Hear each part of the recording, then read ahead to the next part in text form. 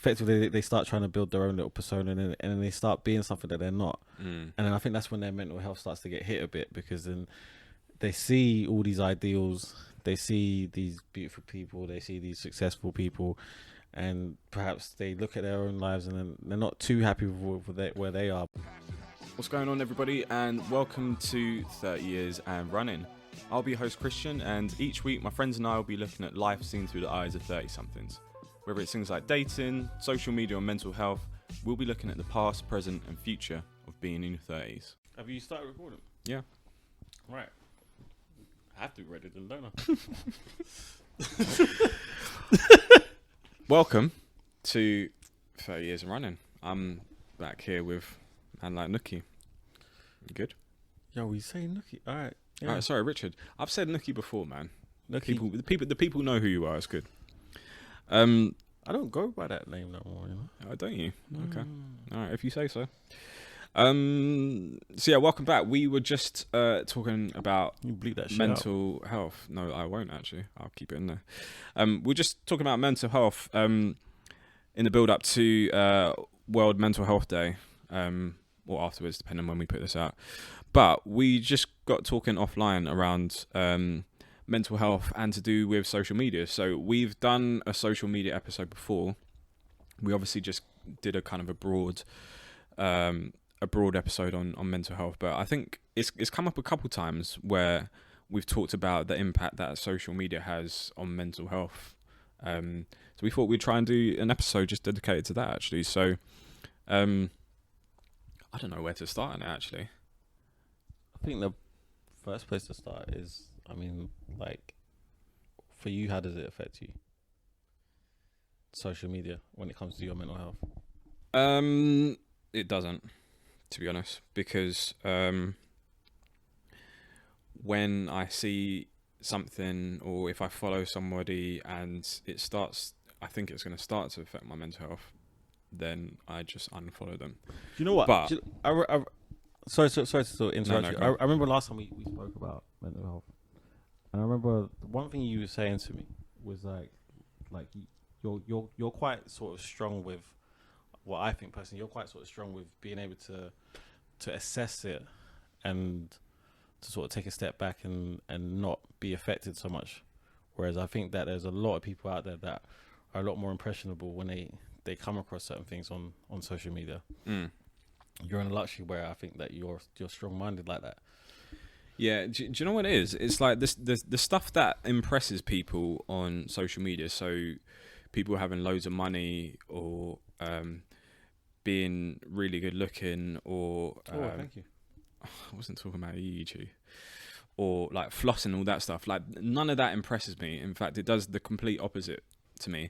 If I see, do you know what it is? I think about the Jay-Z lyric in Story of OJ, where he's like, "You're on the gram holding money to your ear. There's a disconnect. We don't call that money over here." Like he sums it up really perfectly from a money perspective, because I've seen that a lot. And Stunting. Yeah, stunting like that, where people have got like stack of money on a bed, or they're literally holding up to their ear, and I just think it's You've really been listening to too much Young Thug. No. What do you mean? Oh, what, the people who are doing it? Yeah. But I've seen it a lot, and like I just think it's really corny, to be honest. But part of it is because like money doesn't really impress me, to be honest. And the fact that you're flossing and you're flaunting it on social media just makes me think you're an absolute dickhead, to be honest. So yeah, part of it is just like like the kind of the tropes that are considered you kind of like balling out on Instagram. They're the things that turn me off, and they just don't impress me at all. Yeah.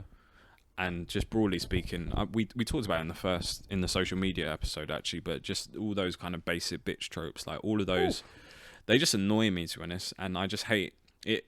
It all boils down to just being original for me on social media. If you're original, whether it's in a kind of a sneaky way or whatever, as long as you're being yourself, like that's fine. But if I see you money to the ear, if I see you with some dead quote, like a dead Drake quote, random quote that has nothing to do with your picture, if I see anything of that shape or form that annoys me and triggers me. Yo, it sounds like you're indirecting someone, boy. I'm not.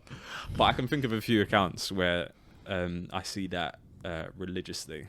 Yeah, I won't out them, but that is I put that down to insecurity. yeah. To be honest, But sorry, to kind of answer your question.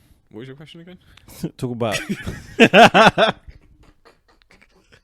I genuinely thought I knew the question as well, but then I was like, I don't want to go on I don't want to go on a rant here. But yeah, no, I went. Yeah, just I went talking a little about bit how off like key. how. Sorry. No, just talk about how like social media affects you in terms of mental health and that. Yeah, sorry. So it doesn't. To answer your question, so like I've never been. You said that. I know, but just to circle back on it, but like I've never been on social media, looked at profiles and been like, oh my god, I'm not good looking, or oh my god, I wish I had that guy's life or that woman's life. I'm just kind of like I just switch off from it because part of me. But you've been content like with yourself for a good while, and I think I think that's something that that's not apparent for a lot of people. You look at social media, and social media is, the way I see it from my experience of it, social media is just a breeding ground and a platform for people to basically try and be something that they feel society wants them to be, feels that society would accept them to be, but it doesn't necessarily mean that they accept themselves in that way. Yeah, they might not actually even be the person that they want to be portraying. It's a facade. It's not fucking real. Shit ain't real. Do you know where that movie? Oh, fucking hell, man! That quote was lost on you. Do you know where that's from? Tell me. Wolf of Wall Street. Fugazi. Yeah. Mm-hmm. Mm-hmm. Did we just do that at the same time? I ain't seen it in a while. It's a great film. That's a mad lifestyle, boy. Yeah, but But you're right. Like the whole social media thing is just a facade, and we talked about it last time. But people just take the best bits of their life and they put it up on Instagram or whatever. So once you kind of wrap your head around that, then it's kind of hard. Once you understand that fully, it's kind of hard for it to affect your mental health, in my opinion. You know what? I think that take it all out of the fucking equation. Yeah. If your mental health is affected by social media, get the fuck off of it, because correct. And also, it's not. There's no. Do you know what? Like, I know for me that some of the reasons why I'm on social media isn't just looking at like memes and catching joke and entertainment. Like I do have long term certain goals, like not career wise, but like obviously I do the photography, and I.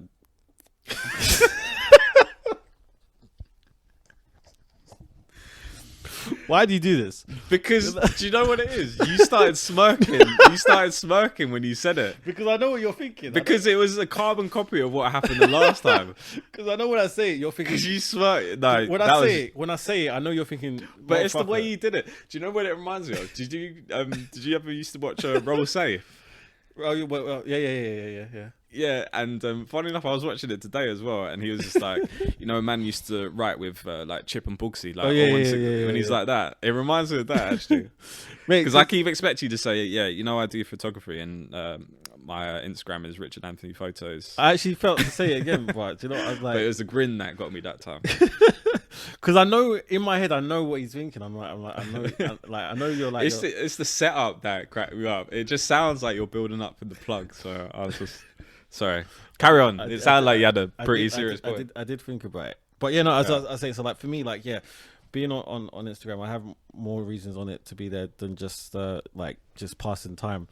But I think that people, like, they do jump on it, and then they see what they see, and effectively they start trying to build their own little persona, and then they start being something that they're not. And then I think that's when their mental health starts to get hit a bit, because then they see all these ideals, they see these beautiful people, they see these successful people, and perhaps they look at their own lives and then they're not too happy with where they are. But I think that especially when you are building stuff in your life, act as if, they say. I think fake it till you make it. Yeah, fake it till you make it is a good movie.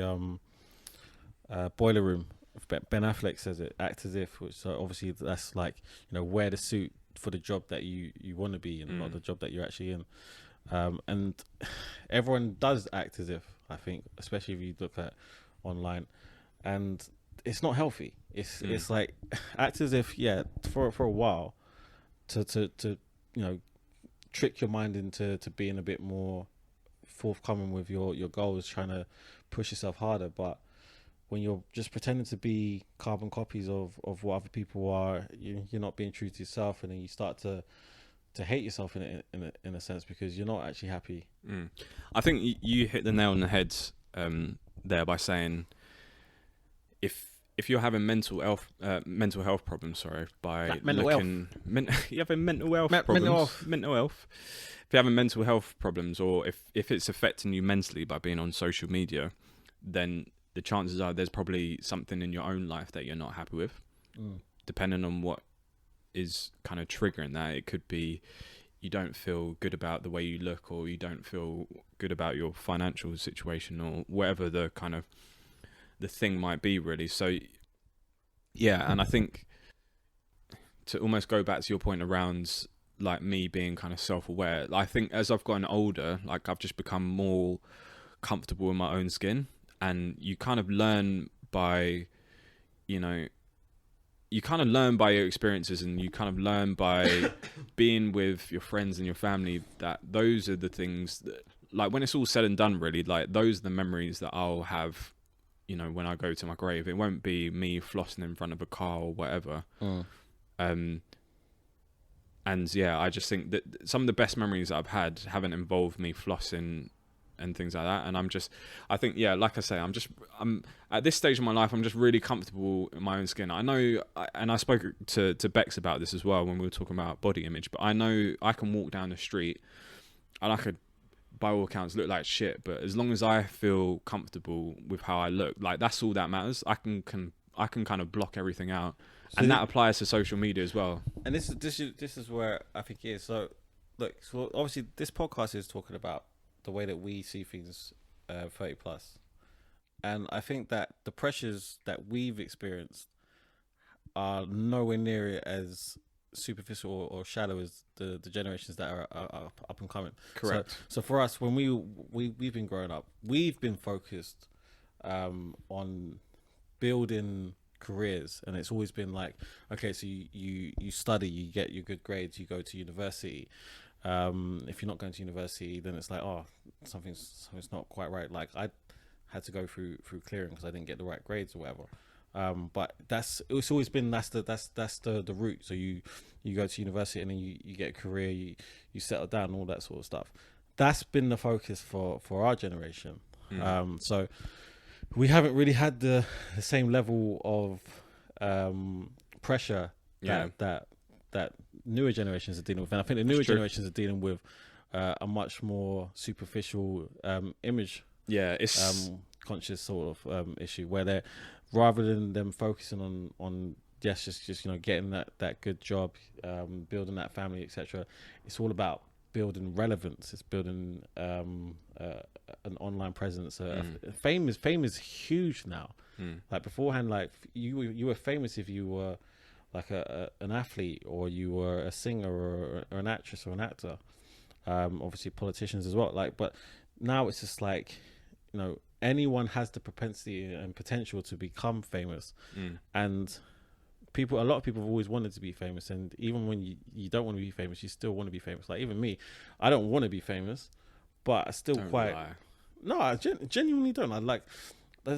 I don't want that much heat on my life. Like, I don't need too much people really knowing about me. But at the same time, like, I'm quite like, I quite like the idea of being relevant. I quite like the idea of being able to add value on that level. Not to say, like, if you're not relevant on the social media platform, that you're not relevant, but it's nice to know that you can have that influence on people. And I think a lot of people, they thrive on that aspect of social media. Like, people thrive on being able to say that, yes, I've got this amount of followers, I've got this amount of people paying attention to what I say, I can influence these amount of people.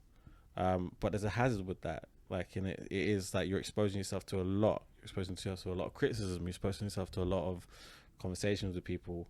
And in that, there is a risk of you effectively exposing your mental health to issues that you might not be ready for. Yeah. I'll say a couple things in that. So I think firstly, just the point around the younger generation. So I'm not gonna lie, I consider us quite lucky that we didn't grow up.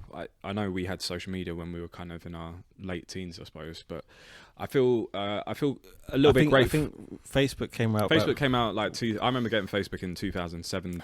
I feel like so. I feel like it was like 16, 15. I was about 17, probably 18. Do you know why I remember it? I just remember that when we were jumping on it, the girls that we were friends with in the year above were all going to uni. Oh, okay. And they weren't saying that we can't use it. I don't remember that, but, they kept saying it was a uni thing. Yeah.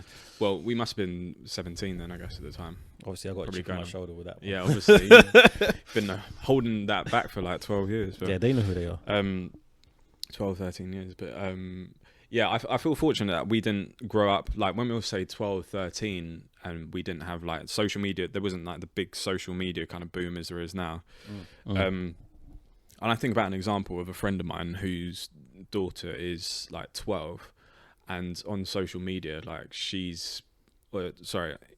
think this was on WhatsApp actually, but we'll put it into the social media bracket as well. But like her daughter was sent like it wasn't a dick pic, but it was literally like a picture of a guy literally like with a hard on, and she's getting that when she's 12. Like the boy is sending that when she's 12, when he's 12 as well. Was it him? Yeah, it was him who sent it. No, I'm saying, was it him or was it like? No, it was him. Like, it wasn't like. Do you mean like? Did he get it off like Google, like the picture of Google? Yeah. No, it was him. At 12, you know. Yeah, that's what I mean. So like, I think that's the impact that, and I do think social media has a lot to answer for stuff like that, because it kind That's of crazy. That's what I mean. 12 years old. What phone did I have? Like a 3210 or something like that. Don't even think I had that. Yeah, but I think that's the impact that social media and just broadly speaking technology is having on like the younger generation. It's kind of that's a hazard in itself to like. I mean, you know, as a teenager, well, we know like as a teenager, you've got enough going on, hormones flying all over the place. You know, you trying to get your school right. You got your friends, and you're starting to get into like girls and all that kind of stuff. And then when you throw in like a Molotov cocktail, like social media into the mix, Molotov. Yeah, like that amplifies things even more, to be honest. So yeah, I think the younger generation, basically what I was going to say to that is like the younger generation, like their mental health, I think growing up is going to be really, really kind of tested, because they've got this added pressure, this added layer of pressure of social media, and the things that kind of come around it as well that they have to contend with as well. Mate, there is so much. I think that, you know, having kids, social media, like it's almost like a ban needs to be put on it to an extent. You know, they were like looking at basically putting on social media like warning, like health warnings, in the same way they would put labels on cigarettes, saying that if you smoke too much, you're going to have risk of lung cancer, and obviously. That's just incredible. And I think I mentioned to you. That's a bit much, I think. But you say it's a bit much, but at the same time, like it is, especially you're talking about younger generations. Yeah, younger generations. There's a lot more suicide attempts that are happening in young people. A lot more reports of attempts on lives that are going to like that kids are having to go to the emergency room because they've tried to take their life, and that's only increasing with the pressures that I'd say mostly are going to be coming from social media. But where else does it come from? It comes from just that exposure that they're actually having to that sort of thing. Sorry, that I was saying that's a bit much in terms of like putting it in the same bracket as like smoking, because smoking was just like. You smoke that cigarette? Sound like cigarette? Who's that? Is that Nicki Minaj? Actually? Cigarette, yeah. Cigarette. Hey yo, Egyptian, tell him for Guan. Eviction, cigarette. Sorry. Now all I was saying is like the cigarette's more like black and white in terms of like if you smoke that cigarette like long term, you're gonna cause damage. I really wish you said cigarette. You're a cheap. But yeah, I think that the social media thing, like if it's used, it's not the same. But If it's I misused, I do believe no, but I do agree with the similarity in the sense that like there you are parallels for sure. you like with the cigarettes is it's kind of like saying, look, you don't have to pick this up to ingest it. Same with social media, you don't have to go on your account to ingest the content that you are, and I think that's the main part of it. But the problem is, social media is something which is it is new to obviously to our society in terms of it's not really been dealt with properly yet. Where the real effects of it they are coming to light in terms of saying yes, social media has the ability to cause these issues in terms of people's mental health, but it's still something that has to be researched. It's still something that data needs to be gathered on. Yeah, because it's still pretty much in its infancy. Like, really and truly, it hasn't been. It's been going for less than 15 years. So, like, I don't think any studies with a real big sample a sample size can really be conducted. How long does it have to be? I don't know. I'd say 20 years, maybe. I don't know if that's a fact or not, but I'd say 20 years anyway. In fact, a lot of studies you see that's longer than 20 years, but I'd say between 10 and 20 years maybe, I think is a pretty good sample size. I think it's adding way too much pressure. Yeah, of course, man. Because I think that we have pressure, and we'd have pressure without it. So if you just imagine the kids that are growing up that are like now like 10, 12 years old, they're going through their own adolescent pressures, and then they, 5 years down the line, 10 years down the line, when they're 18, 20, 22, they're going to have pressures that we have, and then some. Yeah. So, have you like had any, not, I don't want to say mental health issues, but like, have you been on social media and just been like, man, I feel a little bit depressed or down or anxious or stressed or anything like that? I don't think I have on like a real conscious level. There have been times where like I do take a break where I'm like, I'm seeing this too much, or I need to sort of limit what I'm actually taking in. I wouldn't say that. See, this is the thing when you're taking the content in, when you're doing it on a regular basis, you may not even realize that it's affecting your mental health in that way. But having said that, there are certain things that I've said I think I said in one of the other episodes that I do try to limit some of the stuff that I look at. Yeah, you did. So I've changed like the stuff that I'm liking, and I think that your mental health, that will be affected if you're continually allowing yourself to be affected. I'll tell you what, actually, it was the Black Lives Matter period. That's when my mental health was really getting affected, and just seeing all the clips of exactly. shootings and hearing facts. Do you know what I mean? Like, and there's I like this guy, Chaka Bars. He always puts up some good stuff. But I've heard him. He's he's controversial, and he's quite provocative in what he posts, because he always posts like little clips and videos, and you never know the full story behind them, but most of the time they're quite sensationalized and they're quite tough to watch, because they will basically be showing someone being treated in a bad way. Usually obviously it'll be like a minority or whatever that's being racially prejudiced against, and it's tough to watch. And he'll post it quite regularly. And I remember during the whole BLM movement, when it was at its peak, when I'm just scrolling through, I'm just like, post someone being shot, post someone being reprimanded really aggressively, post someone being profiled, someone being dragged out of a car, someone being tased, someone being punched. Like, do you know what, like? And it was. It gets a bit. It got. I do know what you mean, because it got a lot during that peak period of BLM stuff. There's two things that I'd say about that, really. So one, it's a good thing that these things are being seen, because I think people need to see these things happen. As kind of crass as that sounds, people need to see what level of brutality is happening to our people. Yeah. At the same time, though, context is key, and I think there's this thing about social media. It's like it's almost like social media is like the truth now to like some people, and even kind of arguably like our generations, that's the younger generation.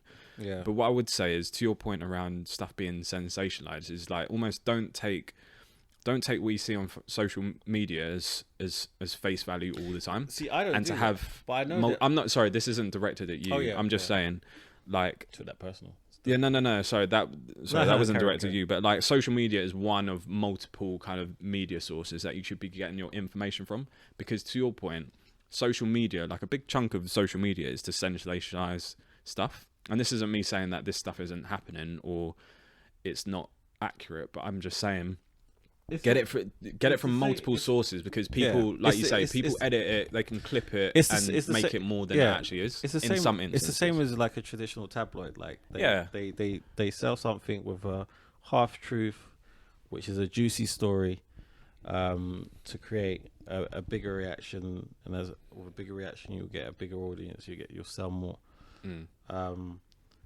You have to be very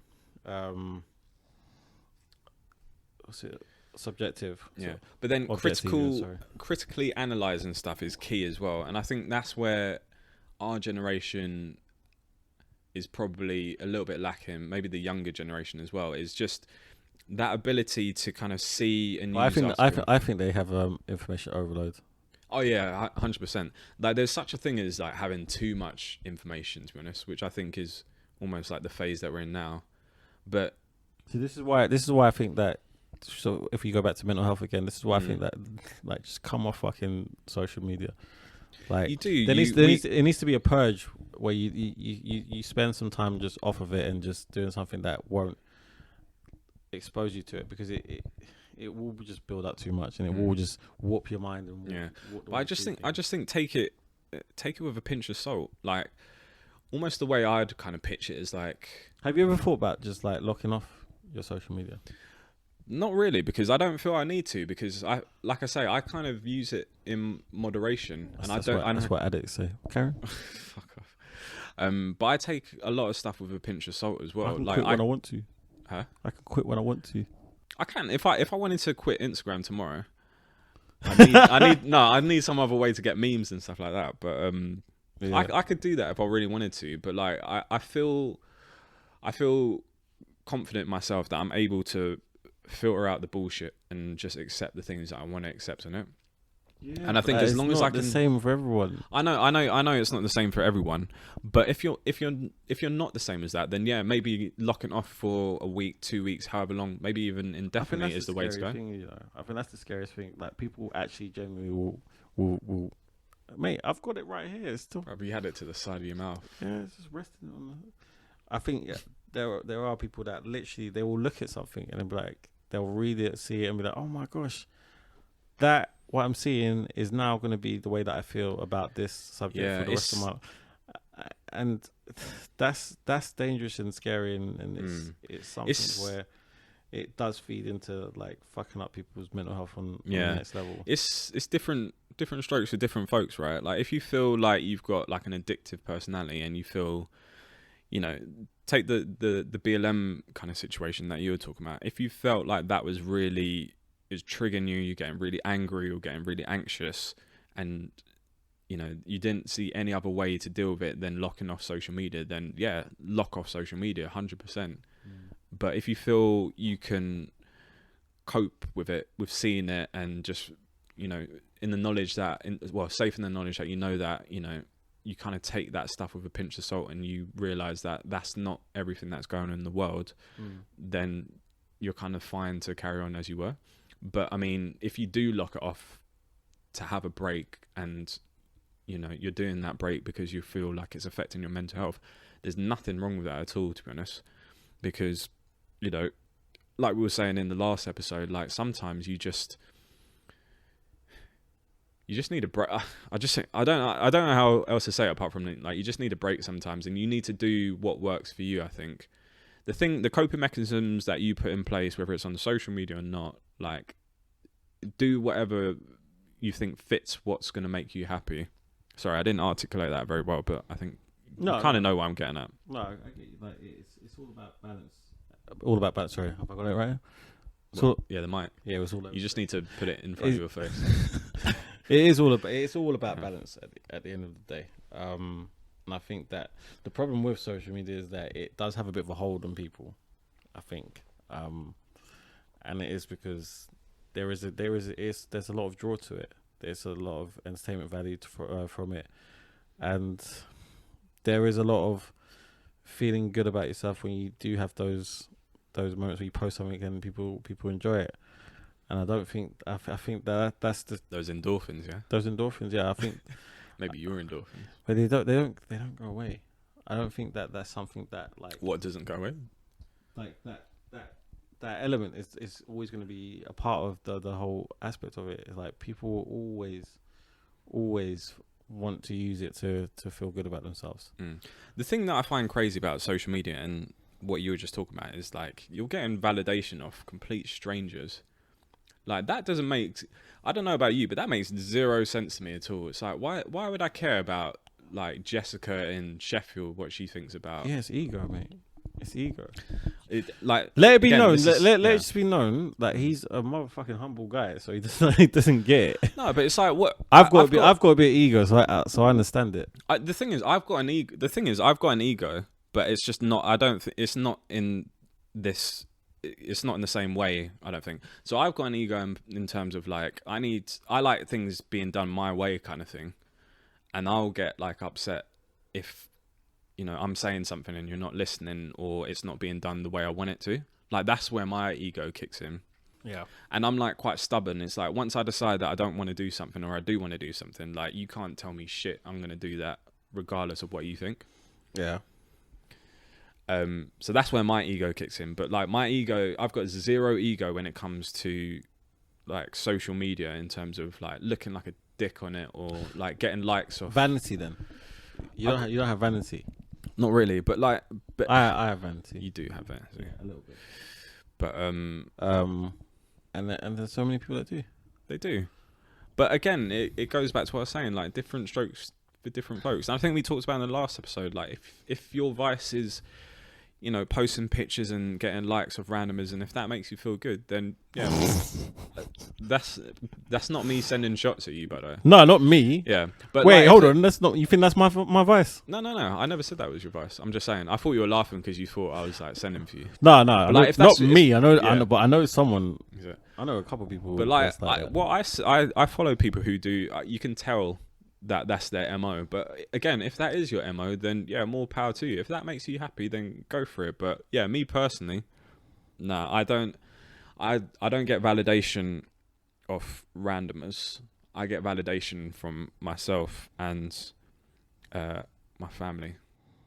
Yeah, which should be how it should be. That should be how it should be. I don't think But it will should always be like that. But the thing is, the way I see it is these platforms are not going to go away for any time soon, and being famous has always been a thing. Yeah. And social media is a way that has elevated it so that people that would never ever be famous now have a chance to be famous. Like you see all the terrible auditions for like Britain's Got Talent and Pop Idol and Fame. I feel like Fame was one. Isn't that a song? No. Fame. I wanna live. Like forever. all of these sort of outlets where people can basically be famous, like they do it. And from what I've gathered from people that are using it, even if they're like they haven't got talent or they're not really meant to be doing stuff that's like associated with dancing and singing and acting and all that kind of stuff, they'll still do it, and they'll do it in the hopes that they can become famous because they think that fame is the way to go. And it's everyone wants to be accepted, everyone wants to be, we'll say everyone, most people, they do want to feel popular, they do want, and these are inherently things that I think are in everybody or most people. Like you may not really be looking for it when you're on social media, but the same time, like in your own circle, like even you, like you want to be like liked within your circle. Yeah, nobody wants to be disliked. Yeah, and then so social media, you might not have like a great sort of standing with the people in your immediate circles in your real life. So fuck it, you'll try and build something online. Like you've figured out that people quite like how you look if you post pictures of yourself looking in this like a bit. Yeah, and like I say, I've got zero problem with people doing that. Like, don't get me wrong. Oh, I do.